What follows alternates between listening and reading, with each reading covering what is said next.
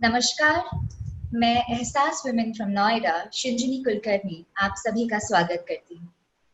Prabha Khetan foundation ने अपनी भाषा अपने लोग के मंत्र को आधार बनाकर कलम नामक इस संवाद सत्र की शुरुआत की।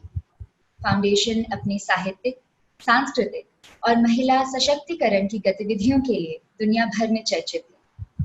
कलम और इस तरह की कई दूसरे आयोजन लेखकों, कलाकारों और साहित्य प्रेमियों को एक ऐसा मंच मुहैया कराता है जहां सभी एक दूसरे से सीधे संवाद में जुड़ सके।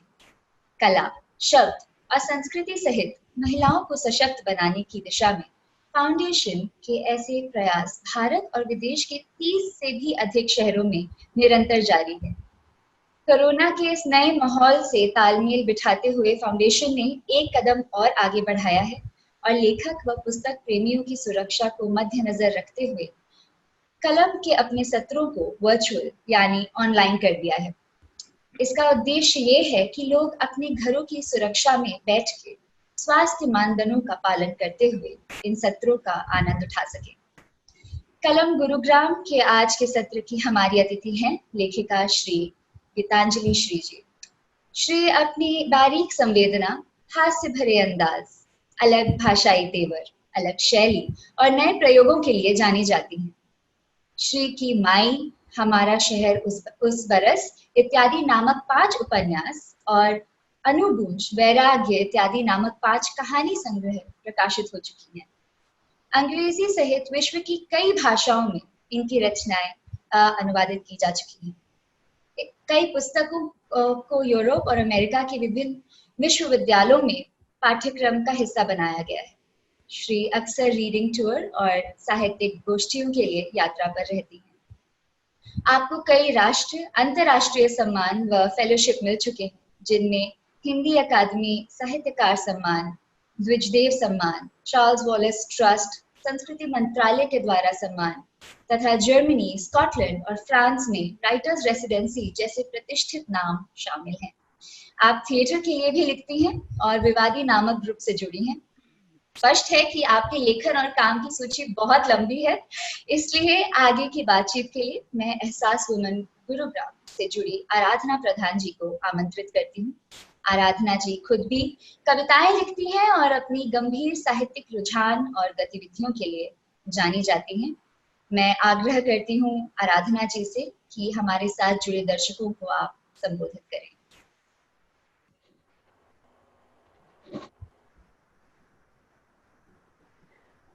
बहुत बहुत धन्यवाद शिंजनी इस शुरुआत के लिए, स्वागत के लिए। हिंदी क्षेत्र में वैसे तो बहुत नामी लेखिकाएं हैं, पर मेरा आज बहुत बड़ा सौभाग्य है कि ना सिर्फ नामी बल्कि एक गंभीर लेखिका के साथ मेरी आज बातचीत होने जा रही है और जिनको पढ़ना एक मतलब एक नए समय के जो उत्कृष्ट लेखन को पढ़ने के बराबर है। हिंदी में आपकी जो साख है वो मतलब बहुत ही ऊंची और बहुत ही प्रशंसनीय है। गीतांजलि जी, आपका बहुत बहुत स्वागत है और मैं शुरुआत करूंगी आपसे एक छोटे से सवाल से, जो मेरे ख्याल से हर संवाद में आपसे सबसे पहले यही पूछा जाता होगा कि आप इंग्लिश मीडियम से पढ़ी, आपने मास्टर्स किया हिस्ट्री में, फिर आप ऐसा क्या हुआ कि आपने हिंदी में लिखने का सोचा? धन्यवाद आराधना जी। सबसे पहले तो मैं प्रभा खेतान फाउंडेशन और एहसास वुमेन को दिल से शुक्रिया कहना चाहती हूँ और कलम सीरीज से जुड़ने का ये मौका मुझे फिर से दिया। मुझे बहुत अच्छा लगा है जितनी भी बार मैं कलम सीरीज में आई हूँ, ये पहली बार वर्चुअल ढंग से आ रही हूँ, जो उतना अच्छा नहीं लग रहा है, लेकिन कम से कम आ तो पा रही हूँ, तो उसके लिए शुक्रगुजार हूँ और उम्मीद करती हूँ कि वक्त जल्दी अच्छी करवट लेगा और हम फिर से आमने सामने रूबरू होकर अच्छे से बातें करेंगे। बहरहाल, आपके सवाल का जवाब, हाँ आप सही कह रही हैं, ये सवाल मुझसे बहुत पूछा जाता है, देश विदेश सब जगह।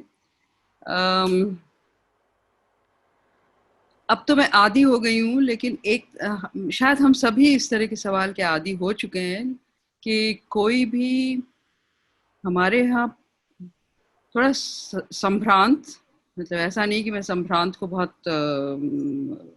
ग्रेट क्वालिटी मान के कह रही हूँ, लेकिन जो कोई थोड़ा संभ्रांत या वेल टू डू सेक्शन का लगता है और पढ़ा लिखा थोड़ा लगता है, तो लोग यही मानते हैं कि वो अंग्रेजी में लिख रहे हैं।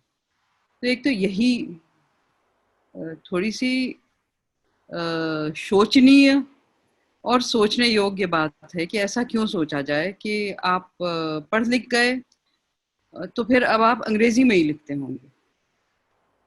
दूसरा, ये कॉलोनियल सोसाइटीज का एक ढंग हो गया है ना कि हम अपनी भाषा से काफ़ी हद तक कट जाते हैं, और बहुत से लोग जो colonial masters, x colonial masters की भाषा थी उसमें बहुत ज़्यादा काम करने लगे होते हैं। तो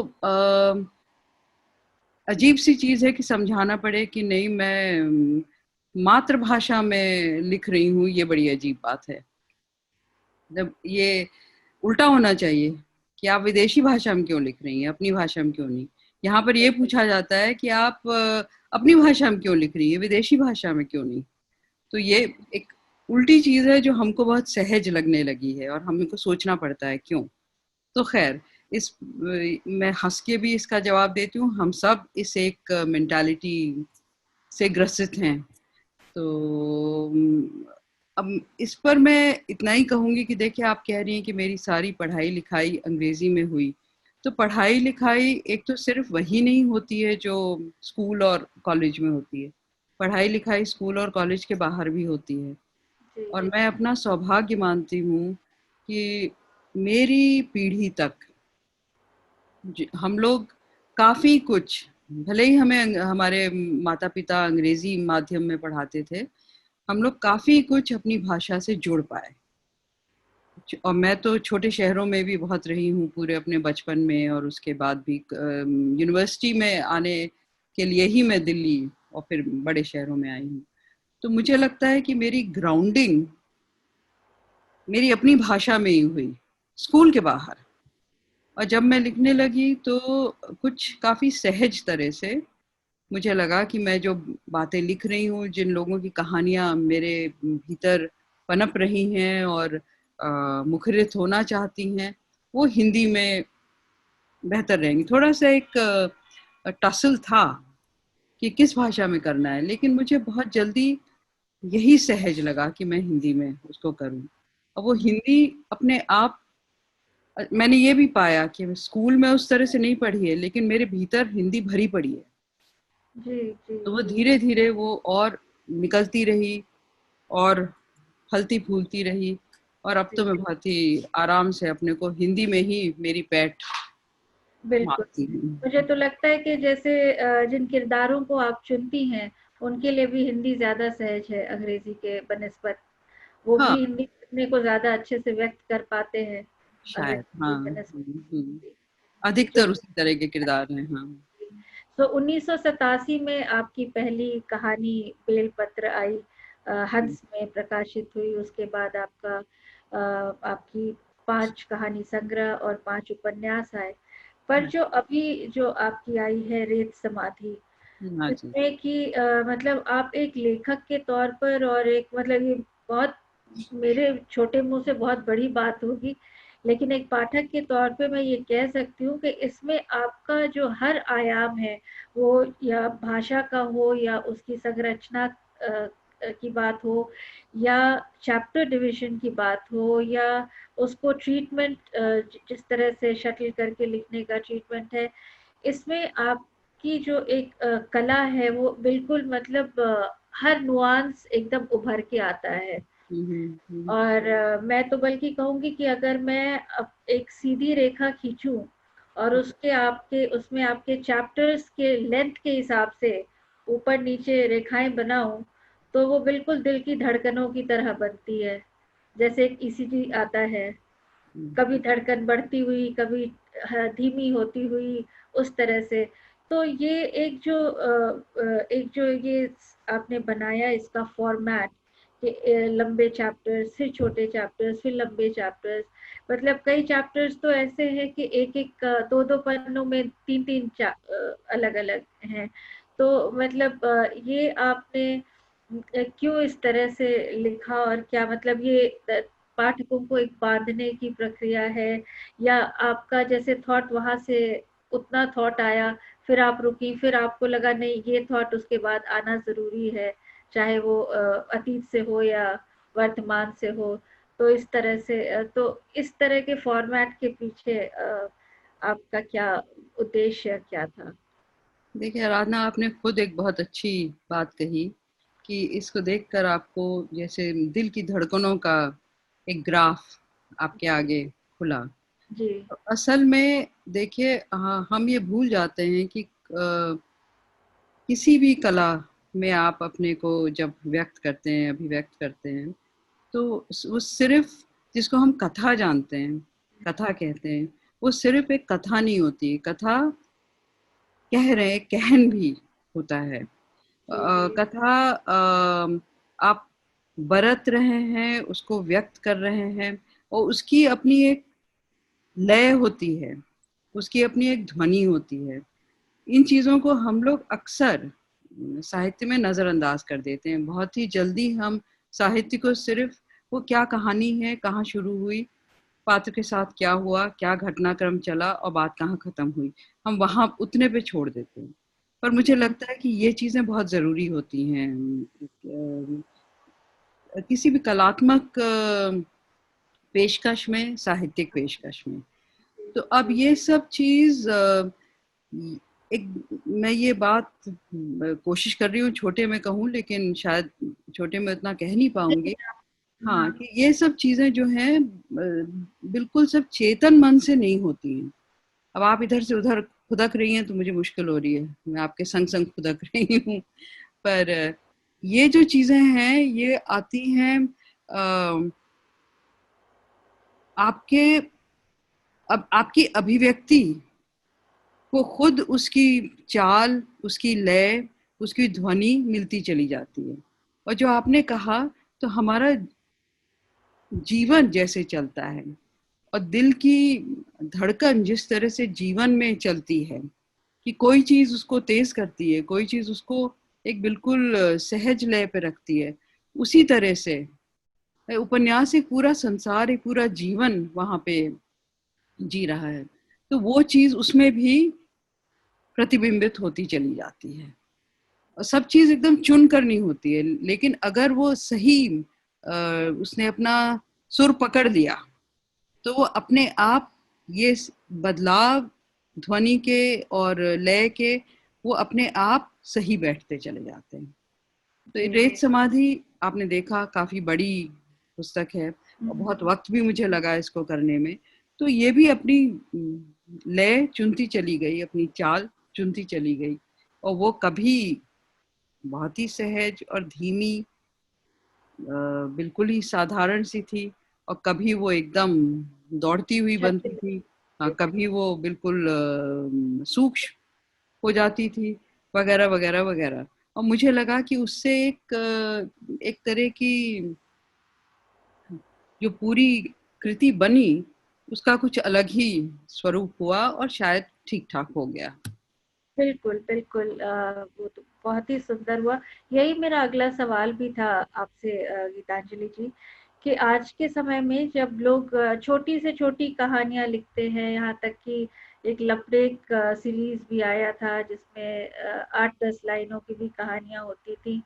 आपको ये कन्विक्शन कहाँ से आई कि मैं अगर इतनी लंबी कहानी भी लिखूं तो वो भी अच्छी हो सकती है और पाठकों को पसंद आ सकती है? ये कन्विक्शन, आप अगर इस कन्विक्शन के लिए रुकेंगे लिखने को तो फिर आप लिखेंगे ही नहीं। राइट। आपको तो एक तरह से जोखिम उठाना पड़ता है। आप कोशिश कर रहे हैं, आप कोशिश करते हैं, आप कुछ कहना चाहते हैं, आप अपने आप से भी जूझ रहे हैं कि हम कहना क्या चाह रहे हैं। तो जी वो पूरी कोशिश में चीज या तो बनती है या नहीं बनती है, आप लगे रहते हैं। बनते बनते बन जाती है, बनते बिगड़ते बन जाती है। तो आपको उस पूरी प्रक्रिया से, चाहे वो कितनी भी तकलीफ देह हो, दर्दनाक हो, आपको उससे गुजरना पड़ता है। और आपको इसके लिए तैयार होना पड़ता है कि शायद आप कर ले जाएं और शायद नहीं भी करें। पहले से आपको कोई गारंटी नहीं मिलने वाली है।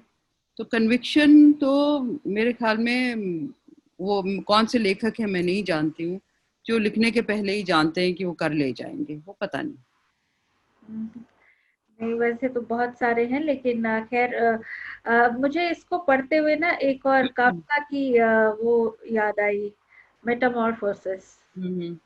जिस तरह ये अम्मा, मैं कहानी तो खोल के नहीं यहाँ पे बताऊंगी, जी पर जो प्रोटैगनिस्ट हैं वो जिस तरह से उनमें बदलाव आता है, और वो बिल्कुल ही मतलब पहला पन्ना लें और आखिरी पन्ना लें तो वो इंसान ही नहीं है जिससे कहानी की शुरुआत की थी। और जैसा आपने शुरू में ही कहा है कि ये कहानी बनते बनते बच जाएगी। तो मतलब आपने सोचा था कि मतलब ऐसा कंपैरिजन, मतलब मैंने अभी तक बहुत कम हिंदी कहानियां ऐसी पढ़ी हैं जिसको पढ़ के किसी ऐसे मतलब महान कृति की याद आ जाए, जो मतलब विश्व प्रसिद्ध कृति हो। तो आपको लगा कहीं ना कहीं कि वो आएगा इसके अंदर मेटामॉर्फोसिस का टिंच थोड़ा सा? नहीं, मैंने बिल्कुल भी नहीं ऐसा सोचा। पर अगर किसी को यहाँ पर सुनाई पड़ता है या दिखाई पड़ता है ऐसी ध्वनि प्रतिध्वनि जो कहीं और बहुत ही उत्कृष्ट साहित्य में पहले हो चुका है, तो मुझे इसमें कोई हैरानी भी नहीं है और कोई इसको लेके तकलीफ भी नहीं है, क्योंकि आखिरकार हम, सच तो ये है कि हम कुछ भी नया करते नहीं हैं। वही जो इंसान है उसकी वही वही उसके जो, उसका जो भावना संसार है, उसकी जो शुरू से जो उसकी नियति है, कुछ हद तक हम उसी को बार बार दोहराते रहते हैं नए नए ढंग से, अपने वक्त के हिसाब से। और जो हमारे उसमें जोड़ तोड़ और उसमें जो चीजें हम नए मिश्रण करके थोड़ा कुछ फर्क पैदा करते चलते हैं, लेकिन ये सब आप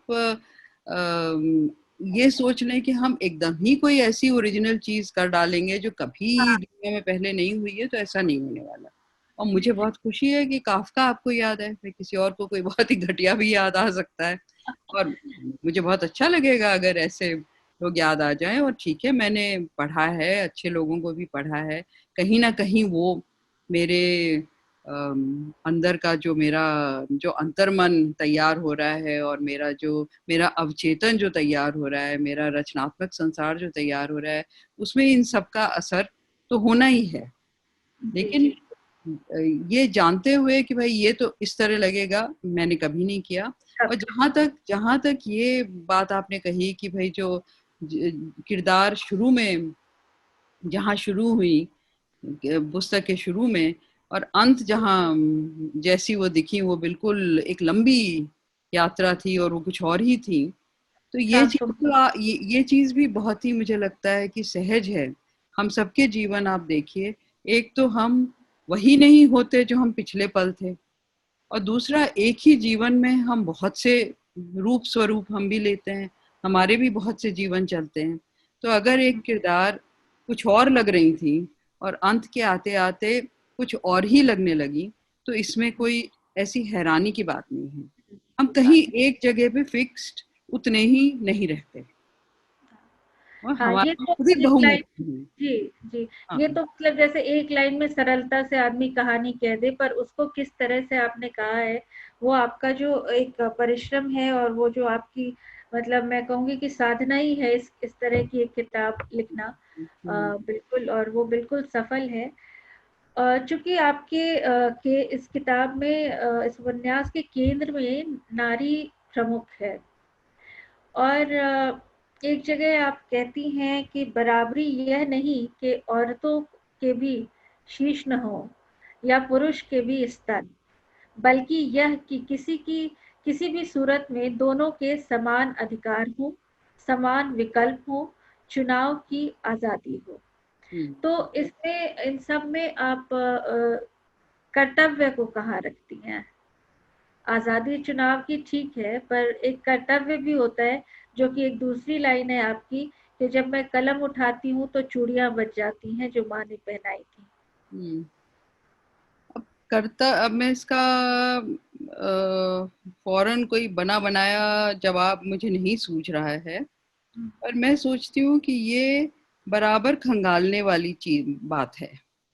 और कर्तव्य और जिम्मेदारी, शायद आप कर्तव्य को जिम्मेदारी से भी जी जी जोड़ेंगे जी।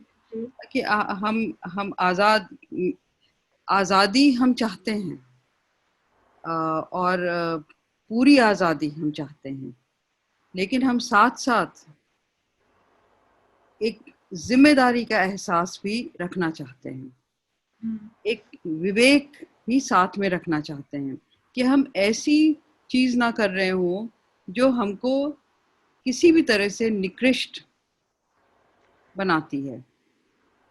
हम अगर निकृष्ट कुछ भी दिखा रहे हैं तो वो भी इसीलिए दिखा रहे हैं कि दिखाई पड़ेगी कितनी निकृष्ट है, और हम उससे बचना और उसको सही करना सीख पाए।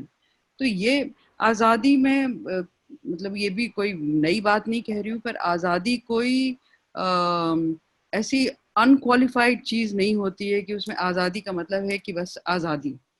तो एनार्किकल आज़ादी कुछ नहीं होती, वो हमेशा कर्तव्यनिष्ठ और जिम्मेदारी के साथ ही चलती है, लेकिन उसमें भी कट्टरता हम नहीं रख सकते हैं। और कहीं ना कहीं मुझको मानना पड़ता है जब मैं लिखती हूँ कि मैं तैयार हूँ, जोखिम वाली बात है कि मैं तैयार हूँ, अगर मैं किसी तरह के सत्य को खंगालने लगी हुई हूँ तो मैं तैयार हूँ कि मैं ये जोखिम उठाऊं कि जो चीज़ें शायद थोड़ी सस्पेक्ट कैटेगरी में आती हैं कि पॉलिटिकली इनकरेक्ट और ये वो, कि मैं उसको भी कहने के लिए तैयार रहूं। अगर बिल्कुल। मेरे ये भीतर ये है तो मुझको इससे भी जूझना पड़ेगा, चाहे मैं इसमें एक्सपोज होती हूँ, लेकिन वो बात भी खुलनी जरूरी है कि इतना कुछ कहने के बाद भी मेरे भीतर ये विकृति है, क्यों है वगैरह। तो ये भी उसी सत्य की तलाश का हिस्सा बनता है। ये मुझे लगता है कि ये ईमानदारी लेखक चाहती है कि रहे उसमें। जी ये भी एक जोखिम की बात होती है। आप ये जोखिम उठाने को तैयार हैं कि आपने पॉलिटिकली इनकरेक्ट ही कह दिया। तो हर चीज पूरी तरह से हर वक्त समझ में नहीं आती, शायद कभी भी नहीं समझ में आती पूरी तरह से। तो वो हमेशा एक प्रक्रिया होती है कि आप उसको खंगालते चल रहे हैं, आप दूसरे से भी प्रश्न कर रहे हैं, अपने आप से भी प्रश्न कर रहे हैं, और उसी में बात खुलती भी चली जा रही है और खुली ही रह रही है, खत्म नहीं जी। होने वाली है। आप हाँ, ये ओपन एंडेड, जो जिसको ओपन एंडेड आप कहें कि हाँ टीच हिज ओन, आपको जिस तरह से ग्रहण करना है उसको हाँ, आप उस तरह से ग्रहण करें। ये और लेकिन वो आपको एक तरह से दिशाएं आपके लिए खोलता है। ये नहीं है कि आपको बिल्कुल बस कंक्लूडिंग जवाब दे दे, हाँ ये नहीं कर सकता। कला और साहित्य में शायद इसकी दरकार ही नहीं। हाँ, और संभव भी नहीं है, संभव भी नहीं है कि आप अपना वर्डिक्ट दे के चले जाए, बिकॉज बिल्कुल कोई ऐसा वर्डिक्ट हो नहीं सकता, खासकर आज़ादी के मामले में तो बिल्कुल भी नहीं। पर मैं आपकी इस लाइन पे बहुत देर तक ठहरी रही कि जब मैं कलम उठाती हूँ तो चूड़ियां बज जाती हैं। तो मैं ये सोच रही थी कि इसके क्या ऑप्शंस हो सकते हैं, कि या तो आप चूड़ी को पीछे कर लें कि वो ना बजे, या तो आप चूड़ी को उतार के दूसरे हाथ में कर लें कि इस हाथ से आप आराम से लिख सके, और या फिर तीसरा है कि आप उतार के रख ही दें इस चूड़ी को। और उसको मैं उससे देख रही थी आज़ादी से, तो या तो आप बिल्कुल सब कुछ त्याग के आप आज़ाद हो जाएं, या थोड़ा आप भी थोड़ी कोशिश करें कि किस तरह आज़ादी भी रहे और चूड़ी भी रहे, चूड़ी ना बजे और आप लिख भी सके। तो मुझे बहुत ही खूबसूरत ही अभिव्यक्ति आपकी लगी कि हाँ, जब कलम उठाती हूँ तो चूड़ियां बच जाती हैं। तो उसके बाद मैं आपसे एक सवाल जो करने जा रही हूँ, वो आजकल बहुत ज़्यादा इन चीज़ों पे बात होती है कि हिंदी, उर्दू और इंग्लिश, जब अगर कोई हिंदी में लिख रहा है तो उसे बिल्कुल हिंदी में ही लिखना चाहिए, उसे किसी भी और भाषा के शब्द का प्रयोग नहीं करना चाहिए। और उर्दू तो एक ऐसी भाषा है जिसको हम मतलब अलग कर ही नहीं सकते, ये दूध पानी की तरह जैसे मिला होता है, तो तो उसको तो अलग नहीं कर सकते हैं। और मेरे ख्याल से अंग्रेजी भी ऐसी भाषा है कि अगर आप आज के समय में कुछ ऐसा अभिव्यक्त करना चाहें जो आपके आज के पाठक समझ सकें, तो उसको आपको कहीं ना कहीं रखना पड़ेगा ही। आप बिल्कुल उससे मतलब छन्नी से छान के अंग्रेजी को अलग नहीं हटा सकती हैं। तो आपका इस जैसे आपके एक चैप्टर का नाम ही है हद सरहद, वो तो खालिस उर्दू है।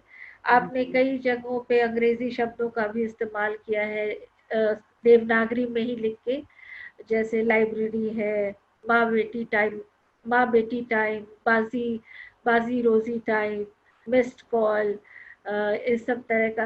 तो आपको क्या लगता है कि ऐसा जो प्रयोग है वो सफल हो सकता है कि हिंदी वाले सिर्फ और सिर्फ हिंदी में लिखें और किसी भाषा को अपने साथ जोड़े ना जोड़ें?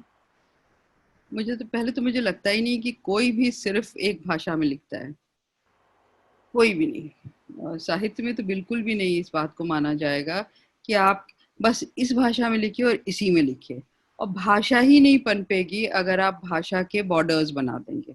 बल्कि ये उपन्यास है ही, आप देख रही हैं, बॉर्डर के ही बारे में है, और ये तो हर तरह के बॉर्डर को नकारने का उपन्यास है। भाषा को आप किसी बॉर्डर में घेरेबंद नहीं कर सकते, वो भाषा ही खत्म हो जाएगी। क्योंकि भाषा पनपती है आदान प्रदान से, संवाद से, और उसके लिए आपको दूसरी हवाओं को भी भीतर आने देना पड़ेगा, दूसरी भाषाओं को भी सुनना पड़ेगा। अगर हमारी जिंदगी और आज की दुनिया ऐसी है कि बहुत से नए बॉर्डर्स खुले हैं, तो हम हिंदी, उर्दू, अंग्रेजी ही क्यों, और भी भाषाएं सुन रहे होंगे। और मुझे अफसोस है कि हम हिंदुस्तान की भाषाएं कम सुनते हैं दूसरी, क्योंकि उससे उससे भी हमको इतना मिलेगा कि हमारी भाषा संपन्न होती चलेगी। तो मुझे नहीं लगता है कि इसमें कोई परेशानी है कि आप दूसरी भाषाओं के शब्द आप सीखें और लाएं।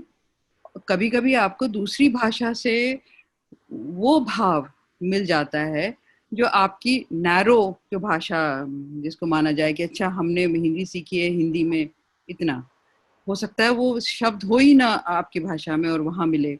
अब मैं एग्जांपल आपको, एक शब्द है जैसे सेंशुअस, हिंदी में सेंशुअस के लिए आसानी से कोई शब्द नहीं मिलेगा। और एक शब्द मुझे अभी मैं फौरन भूल गई हूँ, पर मेरी रेत समाधि ट्रांसलेट हो रही है तो मुझे ट्रांसलेटर ने भेजा। अब जो हिंदी में उसका शब्द था वो इतना इतना कुछ कह रहा था, इतनी उसमें गूंज अनुगूंज थी, और वो अंग्रेजी में उसने जिस तरह से किया था वो बात आ ही नहीं रही थी। और मैं सोचे जाऊं लेकिन मुझे अंग्रेजी में उसके लिए कोई शब्द ही नहीं मिल रहा था। तो भाषाओं को जोड़ने से आपको तो बहुत से आपके अंदर और भाव व्यक्त करने के लिए जरिया मिलेगा। तो इसमें कोई परेशानी की बात नहीं है, बॉर्डर्स को खोलने में कोई परेशानी की बात नहीं। परेशानी की बात मुझे लगता है दूसरी है, वो है कि आज के वक्त में समय कम है। रेत समाधि जैसी पुस्तक से थोड़ी देर तक जरा मेहनत करके जूझने का सब्र नहीं है किसी में। लोग चाहते हैं कि जल्दी से चीज आपको लुभा ले और आप पढ़ जाएं और छुट्टी पाएं। तो वो जो है, ये हमारा जो रुझान है, हमारा जो तरीका हो गया है, वो भाषा के प्रति भी अक्सर दिखाई पड़ता है। एक तरह की जल्दबाजी, एक तरह की लापरवाही। उसमें जब आप इधर उधर से उठा के अपना शब्द भंडार तैयार करते हैं तो कभी कभी आप भाषा का सत्यानाश करते हैं।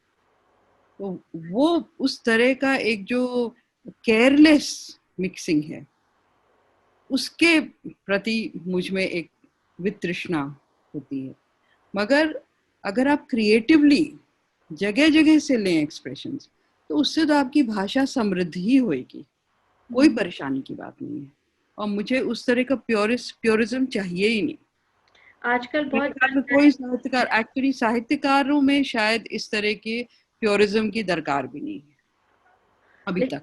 आजकल काफी चर्चाएं होती हैं कि हिंदी खतरे में है, हिंदी को बचाना चाहिए। तो आपको क्या लगता है, क्या सचमुच हिंदी खतरे में है? अब देखिए, ये ऐसा विषय है जिस पर मैं अपने को बुद्धिजीवी किस्म का एक्सपर्ट नहीं मानती हूँ। तो मैं जो कहूँगी बहुत ही एक आम नागरिक की तरह वाली बात। मुझे लगता है कुछ हद तक है खतरा, हिंदी को ही नहीं बहुत सी भाषाओं को, खासकर अंग्रेजी से, इसलिए कि दुनिया बहुत खुल गई है और अंग्रेजी बहुत ही फैल गई है और ऐसी भाषा हो गई है जो लिंक लैंग्वेज है, तो उसकी जगह बहुत ही मजबूत है, ज़रूरत भी है उसकी, लेकिन एक तरह से वो एक हेजेमनी क्रिएट कर देती है फिर कि हर चीज़ अगर अंग्रेजी में आ जाए तो आसान हो जाएगा। तो बाकी भाषाएं इस वजह से थोड़ी मुश्किल में पड़ सकती हैं, पड़ती हैं। बहुत वक्त तक मुझे नहीं लगता कि खतरा होगा और मुझे लगता है बहुत से लोग इसके प्रति जागरूक भी हैं, लेकिन सिर्फ जागरूकता से नहीं होगा। अब हिंदी की बात लीजिए तो हम सब यहाँ पर हैं जितने लोग हैं, हिंदी हमारे जब तक जीवन का एक सहज रोजमर्रा का जीने का हिस्सा नहीं बनेगी तब तक हिंदी का महत्व ही नहीं सही होगा। अगर हिंदी सिर्फ अच्छा चलो जबरदस्ती हमको साहित्य में लाना है या जबरदस्ती उससे कुछ करना है, उस तरह की भाषा रहेगी तो वो सहज नहीं होगा, उसमें हिंदी नहीं पनपेगी और बढ़ेगी। उसको हमारे जीने का हिस्सा बनना पड़ेगा। जिस तरह से अंग्रेजी काफी हद तक एक वर्ग, एक बहुत बड़े वर्ग के लिए दुनिया भर में बनती चली गई है, ये चीज कैसे हो कि दूसरी भाषाएं, मतलब दूसरे सेंटर्स भी हों, दूसरी भाषाएं भी बहुत ही सहज तरह से हमारे जीने का हिस्सा बने, हमारे अपने को व्यक्त करने का हिस्सा बने। ये नहीं कि बस ये सब्जी भाजी खरीदने वाली भाषा बन जाए। जी जी जी, ये इन चीजों को लेकर कैसे किया जाए, अभी मुझे नहीं लगता कि इतना खतरा है। आखिर कोई तो वजह है कि फिल्में, अच्छे अच्छे लोग अंग्रेजी वाले भी आते हैं, उनको लगता नहीं फिल्म जब हम बना रहे हैं तो जैसे उत्तर भारत में कम से कम, तो उन्हें जरूरत महसूस होती है कि हिंदी में बनाएं, तो वो हिंदी जतन करके फिर सीखते हैं, हिंदी में लौटते हैं। या बहुत सी चीजें, मतलब नाटक में भी आप देखिए कि वो हिंदी में लौटते हैं या अपनी भाषाओं में लौटते हैं, और हिंदुस्तान की और भाषाओं में भी अंग्रेजी से आकर वो अपनी भाषाओं में लौटते हैं, क्योंकि कला और साहित्य के क्षेत्र में उनको लगता है कि एक बहुत पुराना इतिहास है और बहुत लंबी परंपरा है जिसमें से उनको बहुत मिल रहा है अपनी अभिव्यक्ति के लिए। तो अभी उन्होंने छोड़ा नहीं है और अभी जल्दी शायद छोड़ेंगे भी नहीं, लेकिन ये जो हेजेमनी का एक खतरा कह लीजिए, उसमें मैं मतलब अंग्रेजी को शत्रु की तरह नहीं बताना चाहती, लेकिन ये आज की एक स्थिति है, ग्लोबलाइजेशन का शायद एक ये हिस्सा है कि कोई एक भाषा इतनी पावरफुल हो गई है और इतनी जरूरी हो गई है कि वो अपने आप ही सब पर हावी होती चली जा रही है। और हिंदी रहेगी, लेकिन हिंदी भी अंग्रेजी की तरह ना होती चली जाए कि आप बोल रहे हैं हिंदी में लेकिन वो है अंग्रेजी ही, आप अंग्रेजी को ही ट्रांसलेट करते चल रहे हैं। तो एक तरह से बराबर का संवाद, आदान प्रदान, ये सब बढ़ना चाहिए, होता रहना चाहिए। और क्या क्या उसके लिए करना है, लोग चाह रहे हैं, कोशिश कर रहे हैं, सहज हो जाएगा, अच्छा हो जाएगा, कब तक होगा इसके बारे में बहुत अथॉरिटी से मैं नहीं बोल सकती। जी जी जी। और भाषाओं की बात हुई है तो आपकी जो किताबें हैं वो कई विदेशी भाषाओं में भी अनुदित हुई हैं, तो मैं आपसे ये पूछना चाह रही थी कि जैसे फ्रेंच, जर्मन वगैरह में जब आपकी किताब आती है तो हाउ डू यू, मतलब आप कैसे इंश्योर करती हैं कि वो ऑथेंटिसिटी है उसमें जो आपकी ओरिजिनल किताब में थी? वो तो अगर जिस भाषा को मैं जानती हूँ उसमें भी आएगी तो मैं इंश्योर नहीं कर सकती हूँ, बदलेगी भी थोड़ा। और ऐसी कोई चीज नहीं है कि पूरे पूरे के पूरे वो बिल्कुल कहें कि ये तो इसने ओरिजिनल को बिल्कुल उसी तरह से पेश किया है, वो बदलेगी ही। जी जी जी। अब जो ये फ्रेंच जर्मन जैसी जब भाषाएं हैं तो उनमें एक तो मेरा ये सौभाग्य रहा है कि ज्यादातर जो ट्रांसलेशंस अभी तक मेरे हुए हैं वो हिंदी से इन भाषाओं में हुए हैं। अच्छा। हाँ, तो ये जिन लोगों ने किए हैं वो हैं वहाँ के, लेकिन हिंदी में उनकी बहुत अच्छी पैठ है। जी, और मैंने पढ़ा, शायद दोनों ही प्रोफेसर हैं हिंदी की जो जिन्होंने आपका किया है, जो फ्रेंच महिला है वो हाँ, भी और जो जर्मन महिला है वो भी। हाँ उन्होंने भी, और जो और भी लोगों ने किया है, तो और जिन लोगों ने काम भी किया है, जैसे बहुत सी चीजें पूरा तर्जुमा नहीं हुआ है, लेकिन जो पाठ्यक्रम में रखा है, तो वो हिंदी के डिपार्टमेंट्स में रखा है। और हिंदुस्तान से उनका काफी जुड़ाव है, आते जाते हैं, जी, और कुछ हद तक उनका अपना एक रिश्ता है, और अपने अपने ढंग से वो थोड़े पार्ट नेचुरलाइज्ड इंडियंस भी हो गए हैं। तो फायदा ये है कि मैं उन सब के संग जुड़ पाई, और और हमारे परिवेश में सब संवाद रहकर वो हुआ। करते हैं, वो परिवेश को समझकर ट्रांसलेट करते हैं। हाँ, तो और हम लोगों में काफी संवाद रहा, तो ये अंदाज मुझे हो पाया कि हाँ, ये समझ रहे हैं कि अच्छा, हिंदुस्तानी मध्य वर्गीय परिवार है, तो उसमें कौन सी चीजें चलती हैं, लड़कियों को लेकर कौन सी बातें सोचते हैं। तो ये मुझे अंदाज था कि अच्छा, इस सेंसिबिलिटी से वो वाकिफ हैं।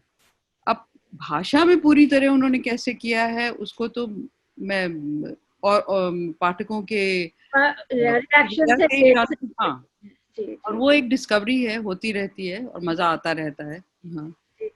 तो अब समय मेरे ख्याल से खत्म हो रहा है, लेकिन मेरे 2 छोटे-छोटे से सवाल हैं। एक तो आप थिएटर से जुड़ी हुई हैं, हाँ तो जी। क्या आप थिएटर के लिए लिखती हैं या मंचन करती हैं, निर्देशक के तौर पर? क्या संबंध है आपका मैं थिएटर? लिखती हूँ थिएटर के लिए, अच्छा, और हमने ज्यादातर मैं एक ग्रुप के साथ काम करती हूँ, लेकिन कभी कभी मैंने औरों के साथ भी किया है, और इस ग्रुप का नाम है विवादी।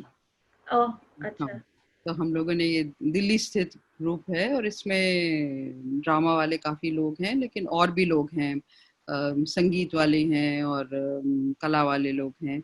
तो हम लोगों ने मिलकर बहुत साल हो गए, अब तो शायद 35 साल की 40 साल, सोच के ही लगता है पता नहीं मैं कितनी बूढ़ी हो गई। पर हाँ, तो काफी बिल्कुल शुरू शुरू के दिन थे, यूनिवर्सिटी से शायद निकली ही थी हम लोग सभी, शायद नए नए थे उसी समय, दुनिया में निकले थे। और हमें ये जी, हुआ कि हम चाहते हैं मिलकर, जो कुछ हो रहा है दुनिया हमारे चारों ओर, हम उसको तरह तरह से उसका उसको मंच पे ला सकें, उसके नाटक उसके तैयार कर सकें। तो हम एक ग्रुप हमने बना लिया था, और हमने ये शुरू किया था। अब मेरे लिए इस ग्रुप का, मैं अपने को कभी भी नाटककार कहती नहीं हूँ। जी, मुझे कभी लगा नहीं कि मैं मूल रूप से नाटककार हूँ। मैं जी, अपने को उपन्यासकार मानती हूँ, कहानीकार मानती हूँ, लेकिन नाटककार नहीं मानती। जी, तो जबकि लिखे हैं मैंने उनके साथ बहुत से नाटक, पर कुछ है कि वो मेरे लिए एक तरह का रिलीफ एक्टिविटी है। तो ये काम जो मैं करती हूँ, ये बहुत ही ज्यादा अकेले में करने वाला, एकांत में करने वाला काम है। जी, बिल्कुल ही कहीं डूब कर अपने संग रह के कोई काम करती हूँ। तो मुझे बहुत अच्छा लगता है जब मुझे मौका मिलता है कि निकल कर फिर मैं ग्रुप के साथ काम करूँ। जी, और जी। मैं ग्रुप के साथ फिर वो काम करती हूँ, तो उसमें ग्रुप के संग डिस्कशंस भी बहुत होते हैं, और कोलैबोरेटिव आइडियाज, और विचारों का आदान-प्रदान। हाँ, और एक्सपेरिमेंटेशन, वो सब भी चलते रहते हैं, और वो सब मिलजुल कर कुछ होता है, और मैं एक स्क्रिप्ट तैयार करती चलती हूँ। जी, तो जी, उसमें बहुत मजा आता है, लेकिन वो दूसरी तरह की एक्टिविटी है, तो इस तरह से मैं नाटक से जुड़ी हुई हूँ। जी। और एक सवाल ये था कि अगर कोई एक इंसान जिसका आप नाम ले सकें, जिन्होंने आपको जीवन में सबसे ज़्यादा प्रेरित किया है? ये देखिए, एक तो नहीं कहना चाहूंगी, वो देखिए निजी स्तर पे बहुत माँ बहुत आसान है। माँ के किरदार मेरे काम में बहुत आते हैं, और माँ, मुझे हमेशा लगा है कि खासकर पुरानी पीढ़ी की जो माँ है, मेरे मेरे से पहले की पीढ़ी की माँ, उसको हम लोगों ने कम समझा है, और कमतर भी समझा है, कमजोर समझा है। तो जैसे मेरे पहला जो उपन्यास था वो इसी के बारे में है कि आज की पीढ़ी हमारी, कि आज की पीढ़ी ये समझती है कि हम हैं जो असली फेमिनिस्ट हैं, और हमने जो है हमने अब बीड़ा उठाया है औरतों का, और पहले वाली तो खाली डब्बा थी, उनमें जो डाल दिया बस खड़का दिया और वही बच गया।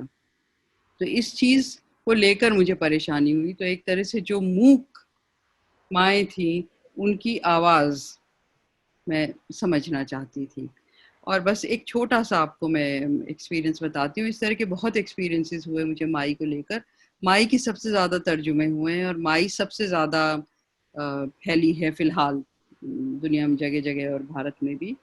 तो जर्मनी का ये एक अनुभव है कि मेरा एक रीडिंग टूर वहाँ पे जर्मन पब्लिशर ने ऑर्गेनाइज किया था, और मैं जगह जगह जा रही थी और सब जगह मैं नए लोगों से मिल रही थी। और बल्कि सिर्फ जर्मनी में नहीं, France, Germany, Spain, Italy, Serbia, अजीब अजीब देशों में भी, मतलब अजीब इस माने में कि सर्बिया कम लोग जाते हैं, ऐसे देशों में भी जो कुछ भी आयोजन हुए माई के इर्द गिर्द, उस जब मुझे बुलाया गया शुरू में, तो मुझे लगा कि सबको दिलचस्पी है कि भाई ये एग्जॉटिक ईस्ट में हिंदुस्तानी बैकवर्ड तरह का परिवार, कुछ एग्जॉटिक ओरिएंटल पता नहीं क्या चीज़ है, उसमें उनको दिलचस्पी है, इसलिए सब इस पुस्तक को उन्होंने पढ़ा है और तर्जुमा किया है। जब मैं वहाँ गई हूँ तो न जाने कितनी औरतें ऑडियंस से बोली, और आज की औरतें, ये नहीं कि सब पुरानी पीढ़ी वाली, बोली कि माई तो हमारे समाज की औरत है, कि हम खूब पहचानते हैं उसको। किसी ने कहा मैं माई हूँ, किसी ने कहा मेरी माँ माई है। तो सब उस किरदार को बहुत अच्छे से पहचानते थे। तो उसकी एक यूनिवर्सल क्वालिटी मुझको पता चली। और एक जर्मन ने, जिसको मैं पहले कभी नहीं मिली थी, हमारा आयोजन शुरू होने के पहले, बर्लिन की बात है, और उसने, जैसे आप आई हैं, सब किताब पढ़ के आई हैं और तैयारी करके आई हैं कि अब सवाल जवाब होंगे और बातचीत होगी लोगों से, तो आप बीच बचाव भी करेंगी। तो वो उस काम के लिए वो आए हुए थे वहाँ।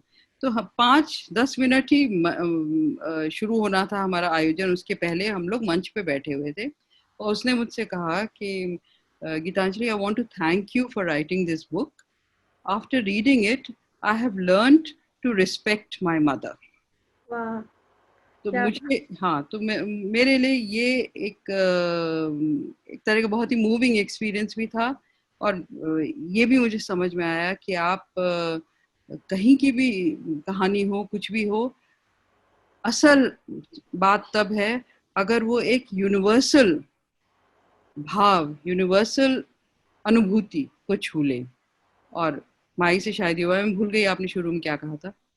नहीं, मैंने यही कहा था कि मतलब इतनी भाषाओं में जब आपका ट्रांसलेशन होता है तो आप ऑथेंटिसिटी कैसे उसका हाँ, तो मैं, अच्छा, तो खैर मैं ये, तो मैं भूल गई मैं किस तरह से उससे जोड़ रही थी अभी। उसके बाद आपने ये कहा कि फिर लोगों के, पाठकों के रिएक्शन से पता चलता है। हाँ, तो लोगों के रिएक्शन से पता चलता है कि किताब दमदार बनी है कि नहीं। और एकदम डिटेल में अब उन्होंने चंपा को चमेली ट्रांसलेट कर दिया है कि क्या, ये सब मैं नहीं जान सकती, लेकिन कोई चीज पकड़ ली है कि वो भी एक ऑथेंटिसिटी उसमें है और कोई दम है कि पाठक पे प्रभाव डाल रही है, ये मुझे अंदाज हो जाता है।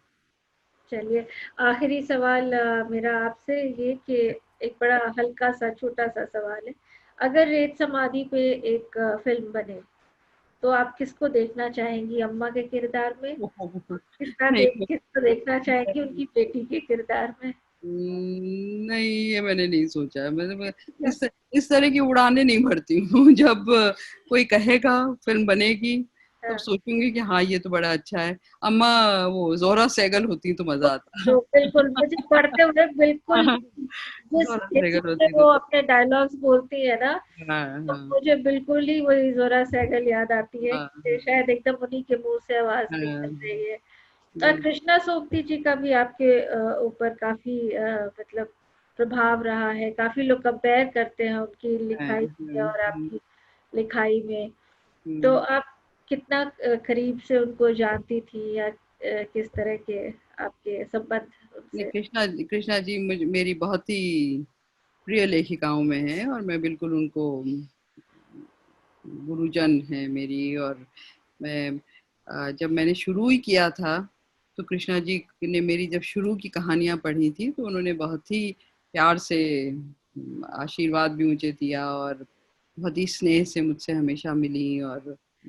और मेरी बहुत मेरी उनसे उस तरह से दोस्ती वोस्ती कभी नहीं थी, लेकिन मैं उनको मेरी गुरु पूजनी की तरह, बिल्कुल। गुरु की हाँ, तरह। मैं कृष्णा जी से जब तब मिलती थी, जी। और ये कहा है लोगों ने कि कुछ कुछ ने इसको एक तरह से मेरे पे क्रिटिसिज्म किया है कि ये तो कृष्णा जी की तरह लिखने की कोशिश है बस। तो और किसी ने ये दूसरी तरह से माना है कि कृष्णा जी बहुत इंस्पायर मुझे करती रही हैं। तो अब ये इस पे मुझे लड़ाई करने की कोई जरूरत नहीं है। आप पाठक ये तो आपने शुरुआत में ही क्लियर किया था कि कुछ भी नया नहीं लिखा जाता है, नथिंग इज ओरिजिनल। बिल्कुल बिल्कुल हाँ, तो कहीं ना कहीं वो किसी ना किसी से बिल्कुल मैच तो कर ही जाएगा। तो बिल्कुल ये तो सबके अपना अपना कयास लगाने की बात है कि आप बिल्कुल क्या कर बिल्कुल। रहे हैं। किसी ने वो इंतजार हुसैन जो बहुत मशहूर लेखक है, उनको भी मैं जानती थी। वो कहते थे कि हाँ मैं चोर हूँ, कि हाँ मैं तो चोरी करता हूँ, हम सब चोरी करते हैं, मैंने जातक से चुराया है, मैंने यहाँ से चुराया, वहां से चुराया है। और हम कहाँ से लाएंगे, हम अपने चारों ओर हाँ, से, अपनी परंपरा से, जहाँ इधर उधर पढ़ रहे हैं, मतलब हम जगह जगह से चोरी ही करते हैं। लेकिन अब वो चोरी भी तरह तरह की होती है ना। हाँ, एक चोरी को आप अपने भीतर ले जाकर उसका कुछ और बना के, इंटरनलाइज करके कुछ और बना के पेश करते हैं, वो जी आपका एक अनुभव बन जाता है और आप उसको सामने लाते हैं। और एक है कि आप वही लूट के उसको एक बहुत ही भोंडे तरह से सामने करेंगे, तो फिर वो दूसरी तरह की चोरी है। तो वैसी चोरी उम्मीदें मैं नहीं करती। नहीं नहीं, बिल्कुल भी नहीं। और श्वेता, मैं अब आपसे आग्रह करूंगी कि अगर कोई सवाल है गीतांजलि जी के लिए तो आप प्लीज दर्शकों से लें सवाल। धन्यवाद आराधना जी, बहुत ही बढ़िया सेशन रहा, कितना कुछ जानने को मिला। मैं यहाँ मौजूद सभी लोगों से आग्रह करूंगी कि अगर उनके पास कोई सवाल है तो वो जरूर पूछ लें। ना हो तो भी पूछ लें। ना हो तो भी पूछ लें, वक्त की कमी है इसलिए जल्दी से सवाल पूछ लें।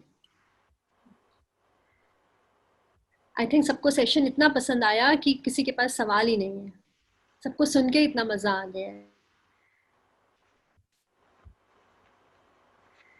असल में ये रेत समाधि इस तरह की पुस्तक है कि अगर पढ़ा नहीं है किसी ने तो जल्दी उस पर सवाल भी करना। बिल्कुल इम्पॉसिबल है। मुझे पहले जब आनंदिता ने कहा था कि आप बातचीत करें, तो हाँ, मेरे पास किताब तो बहुत दिन से आपके पास आपकी रखी हुई थी, पटना से मैंने ले ली थी, लेकिन मेरी हिम्मत नहीं हो रही थी हाँ कहने की, क्योंकि मुझे लग रहा था कि ये आसान काम नहीं है, ये कोई छोटी किताब नहीं है कि मैं पढ़ लूं और उसके ऊपर सवाल बना लूं और पूछ लूं।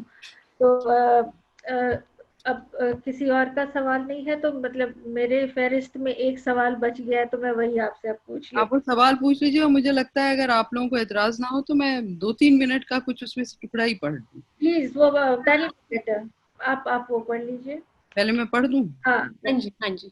हाँ। अच्छा, लेकिन मुझे थोड़ा हिलने डुलने में कुछ स्क्रीन गड़बड़ होए तो बता दीजिएगा। हाँ हाँ। अच्छा, बस इतना सा किताब के बारे में बता देना चाहती हूँ कि इसमें जो मुख्य किरदार जिसकी आराधना बार बार आप बात कर रही हैं, वो एक बूढ़ी औरत है, बिल्कुल मध्यवर्गीय परिवार की, माँ दादी, और लगता है कि बिल्कुल पारंपरिक एक माहौल वाली। तो वो उसका पति अभी हाल में ही गुजर गया है, मतलब दादाजी गुजर गए हैं, और अब उसने बिस्तर पकड़ लिया है। और जो बाकी परिवार है वो बहुत ही दुखी रहता है कि जैसे कि अपने पति दादाजी के चले जाने के साथ साथ माँ भी चली गई है, दादी भी चली गई है, उनको जीवन में अब कोई दिलचस्पी नहीं रह गई है। तो बच्चे और वो पूरा परिवार इसमें लगा रहता है कि किसी तरह से माँ को फिर से जीवन की तरफ लाएं।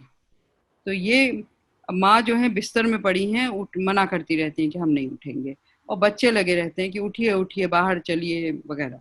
तो मैं वो छोटा सा एक टुकड़ा उसमें से पढ़ देती हूँ कि इन माँ को वो लुभा कर बाहर जीवन फिर से जीने के लिए उकसा रहे हैं, और माँ किस तरह से पेश आ रही है, और फिर आगे चल के तो माँ न जाने क्या क्या करेंगी। नहीं, मैं नहीं उठूंगी, गठरी लिहाफ में ढुकी बुदबुदा देती, नहीं अब तो मैं नहीं उठूंगी। इस वाक्य ने उन्हें हिला दिया और बच्चे और जिद करने लगे। वे डर जो गए। हाय उनकी अम्मा। पापा गए और उसे भी ले गए। पापा थे तो हरदम उनकी देख रेख में, फुर्तीली, मुस्तैद, लाख थकन हो तो भी। और अब कि नहीं उठना मुझे, जैसे पापा ही जीने का मकसद थे। गए तो गया। नहीं अम्मा नहीं, बच्चे हट करने लगे। बाहर देखो, धूप खिली है, उठो, उठाओ, छड़ी टंगी है, चूड़ा खाओ, मटर पड़ी है, पेट बहा है, राई फंकाओ। नहीं मैं नहीं, नहीं नहीं, माँ कुनमुना जाती। थकी बेचारी, अकेली हारी, उसे उठाओ, उलझाओ, उसका मन लगाओ। अकूत दया उनमें गंगा जी की तरह बहती और माँ की पीठ पर लहर जाती। क्या माँ ने सोचा होगा कि उसे जिलाने की बच्चों की कोशिश उसे दीवार में घुसा रही है? क्या ऐसा था? कमरे की तरफ पदचाप आती और वो पीठ कर लेती, दीवार में सटने लगती, मरती जाती। आंख नाक बंद, कान ठप, मुंह सिला, मन सुन, अरमान नदारद, पखेरु उड़ उड़। पर बच्चे भी ढीठ जुटे रहते, पीठ पर आंख नाक कान उगा दें कैसे? बाटी बघार दस्त की कहकर।